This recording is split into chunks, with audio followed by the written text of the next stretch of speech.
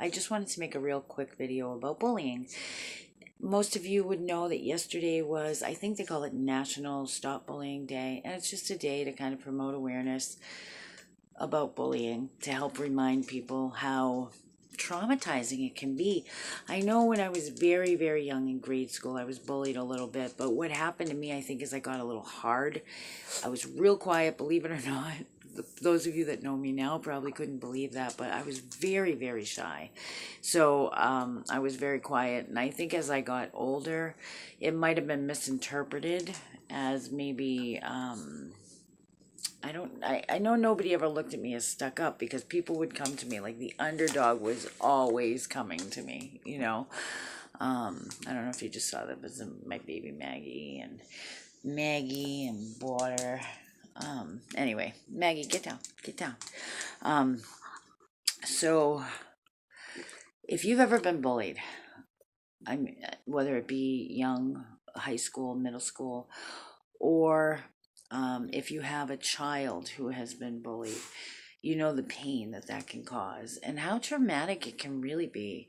I know some of us can get through it and deal with it, and it just kind of makes us aware of how to treat other people. But other people are truly traumatized by it, and it shapes them and it changes them.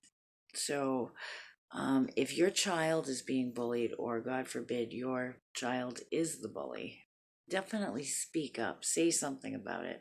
I know it's a real tough call because, like, for instance, one of my children was being bullied in grade school, and of course, parents' first reaction is, I'll go take care of it.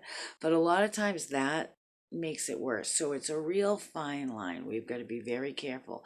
But I think education is really important. I think we need to start teaching our kids, and teaching starts at home. I think a lot of parents leave it to the schools.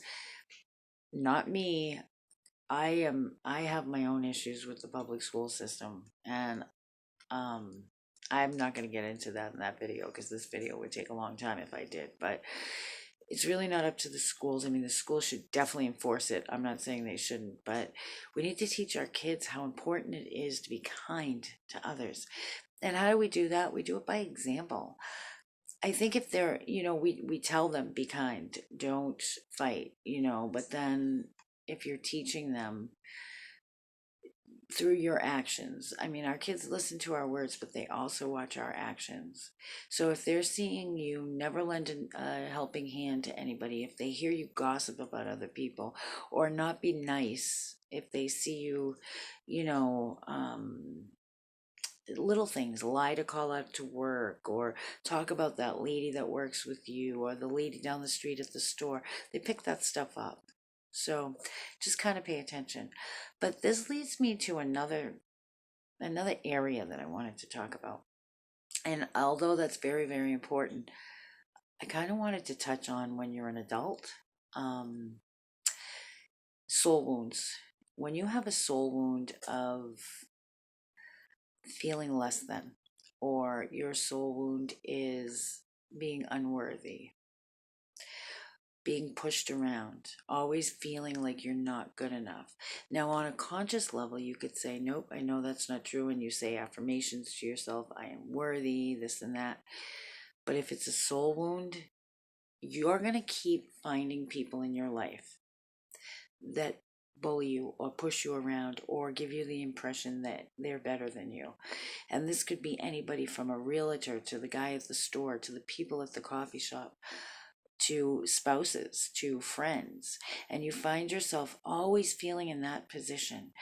And what you do is you attract to yourself people that have that arrogance about them, they have that attitude about them, and then you take it in. You allow people to maybe put you down in their conversations. I can speak on this because I know I've experienced it. Um, and it happens in all areas of our life. I remember I thought I had removed the soul wound. I thought I had healed everything. And I had on a conscious level, an emotional level, but obviously it was still a soul wound because not too long ago, maybe 3 years ago or something like that, I ran into a realtor.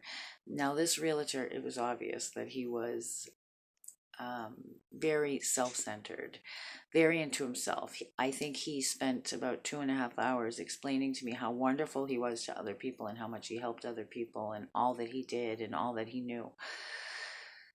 But he proceeded to compliment me, like what I like to call a backdoor compliment, to totally insult you and then throw in a compliment. And I walked out of his office. I met with him twice, and I walked out of his office feeling absolutely horrified. And I actually gave him $100 deposit that I didn't have, or was it more than that? I can't remember now. It's been like 3 years. But I walked out and I felt horrible. I had like this darkness on me. My heart was crushed. Now, according to him, we had a great conversation. He even gave me a hug at the end. And this is just one example. But because of that soul wound, I also married a person that was very arrogant. Before that, I've been married twice. Before that, I married a man that was physically abusive. He broke almost every bone in my body. Landlords, friends. I had friends that were pushy. So this realtor, I had thought there were gaps in between. There'd been like 10 years in between my husband and my divorce and this, and it brought back all these wounds. And I thought, wow, I worked through this already. I thought I did. Why do I feel so awful? It took me 3 days. I walked 3 days feeling like that until I realized, wait a minute, this is a soul wound. So I went through and I cleansed and I worked on that and I wrote down how I was feeling. Unworthy. Now, I never went back to him. I even took it as a loss with the money. But what I find now is stand up. This is my soul wound. You might have a different one, or it's one of my prominent ones. You may have a different one. But whatever it is, you have to face that fear and you have to go outside of your comfort zone and work on it. So for me, now it's outside of my comfort zone to say anything if somebody mistreats me. And then what I was doing when I first started healing emotionally from this is I would stand up to people, but I would go overboard. I would like freak out. So there's a fine line. When I cleansed my soul wound, now what I do is I stand up calmly, firmly, and I think and I pray before I speak. Because I don't want to hurt anybody either, because everybody's got their own stuff. Anyway, just a quick video just to talk about soul wounds and bullying. I hope you guys have a great day.